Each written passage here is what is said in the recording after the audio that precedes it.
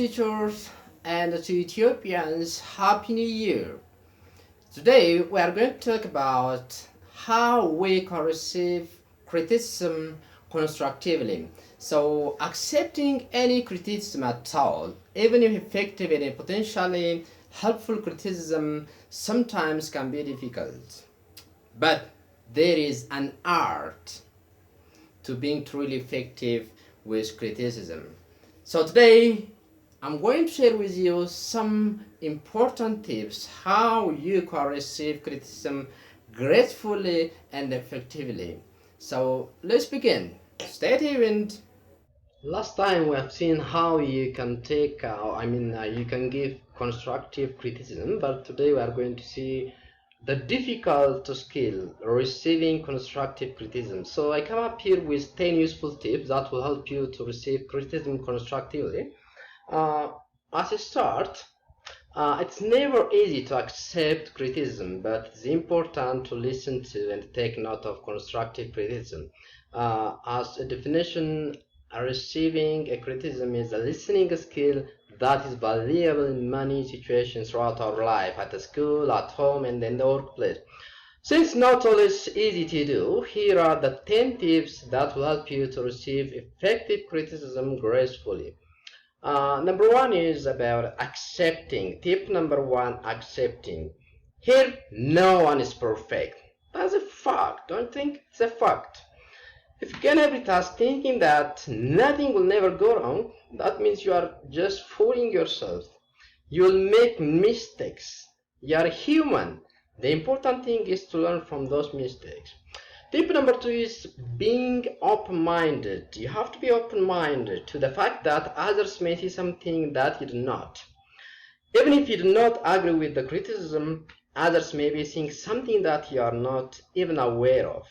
So if they say that you are a negative or overbearing and they do not feel that you are, well, you might be, and you are just not able to see it. Allow for the others. Others might be right, and use that possibility to look within yourself. Just question yourself based on what they give you, their inputs, and you may give a life lesson that will change your life forever. Tip number three is about checking your understanding. Check you have understood everything correctly that is said from them. You may have missed some pointers. So what I can advise you here is don't get defensive, or don't try to use common sense or guessing about what they have said. First, check you have understood what is already said. Tip number four is willingness to seek clarity. Here you have to seek clarity about the aspects of the critic that you are not sure of. So if you do not understand the criticism, you are doomed to repeat the same mistake. So what I can advise you is just take notes from them and ask questions if there is something unclear. Tip number five is your listening skill. Your active listening skill is tested here. So listen for the whole message. Just don't focus on just the negative parts. That's the human nature, by the way. But you can, through practice, you can develop this tip, I hope. Number six is about thinking before responding. So as much as you can, take important notes by listening actively, and then focus on what being said constructively. And then after a while, you can present your ideas or ask questions for clarity. Tip number seven, always stay calm, guys. The criticism is not about you. It is about just something that you said or did. So don't take it personally. For sure, the goal of effective criticism is about improving the situation or the problem in there. If they are saying hurtful things like, well, you are an idiot for picking that photo, no, that's not about you. It's about them and their inability to communicate effectively. What they really want to say is, to me, that photo is not very appealing. Perhaps we could try to We try a couple different versions and see how they test. It might be they want to say this, but because of their miscommunication, that's what they have said. Number 8 is putting forward your ideas. Put forward your ideas for making things right after their criticism. This gives you to take time to address their concerns. So you present your revised version about how you are going to improve the problem of the situation. So two things will happen here. You are going to have two various advantages. Firstly, it means you truly value their feedback. You respect their feedback. So they can even give you more feedback after that in your work situation or any place. Secondly, it gives you the opportunity to analyze and improve, even to ask for additional feedback. Number 9 or tip 9 is being polite. You are considered to be polite if you fulfill these 3 points that I'm going to say here. The first one is listening completely to what they are going to say. Just don't interrupt them, don't get defensive, just listen to them completely until they finish. You should always listen to what they have to say, even if it is heinous, even if it's terrible or shocking. Don't interrupt them with things like, well, I only did that because of X, Y, Z. Don't justify your choice for the thing that they are criticizing. This will just frustrate them and make them feel like you are not listening. Hear them out, and when they are done, only then, you can provide your take, your input, your reasoning, and attempt to come to an agreement on the next steps. You are considered polite again when you ask questions only to find out more information or for clarity purpose.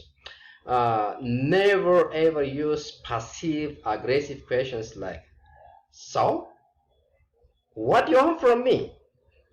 If maybe it's going to be rude, so don't use such kind of terms or questions. Just ask to find out information from your criticizers. Here again, you may need to ask questions about how you can improve. This shows how much you're polite. Just ask them for additional inputs. Thirdly, it's about thanking them for their feedback.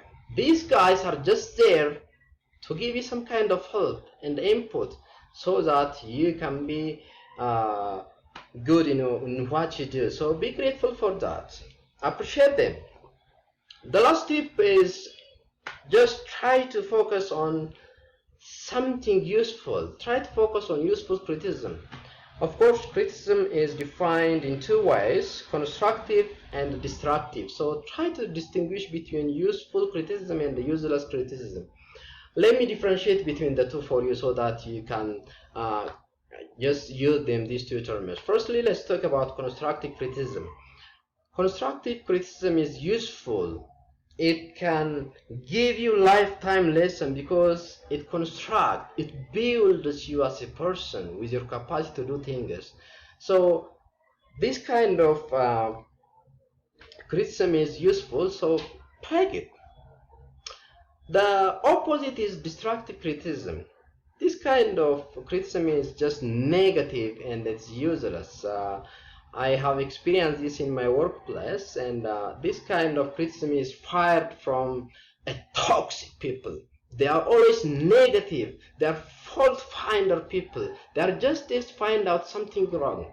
So when you come up across with this kind of people, don't do anything. Just thank them or just ignore and move on. That's what I advise here. So these are the points I want to share with you. Thank you. In any relationships, personal or work, sharing and receiving feedback is part and parcel of improvement. Sometimes it's easier said than done, but receiving constructive criticism offers opportunities. Firstly, it offers opportunity to see things differently. That's why we say constructive criticism is the birthplace of change. It can change what people think and do. Secondly, it gives you opportunity to improve performance. Whatever you do, you can get improved. Third, it helps you, provides opportunity to learn from your own mistakes. That's why we say constructive criticism is liberating. It can fight ideas that keep people down with ideas that can unlock new opportunities. So, make sure to subscribe to my channel for new content releases and tell a friend about it. Until I meet you next Friday, bye for now.